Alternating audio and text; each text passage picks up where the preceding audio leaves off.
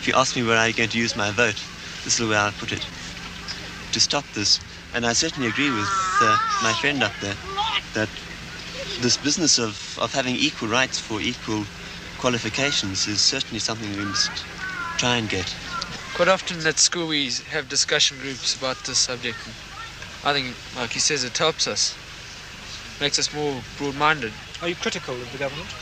Sometimes, if we have to be. But broadly speaking, do you think that the government represents the points of view of most of you and your friends? I think so, yes. The friend beside you is smiling. I think generally that the country's doing well.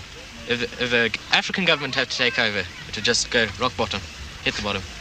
I think it would. Zambia's dropped down because, after all, it was a European government there.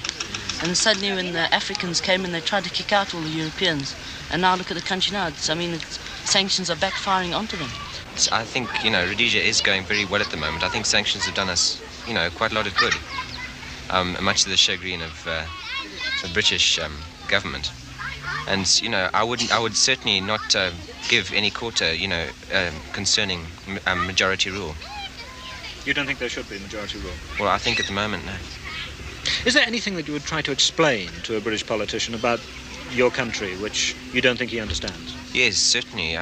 I think the relationship between the black-white, they see oversee us as the cruel tormentors of the poor African, whereas this is not the case at all. We get along very well with the Africans, we both try to help each other, and we mutually understand one another. They're just two totally different ways of life.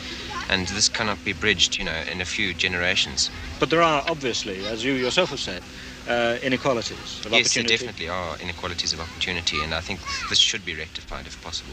And what about the policy of separate development, which is the declared policy of this government? Well, the policy of separate development takes in, the fact that there are differences among the blacks and whites.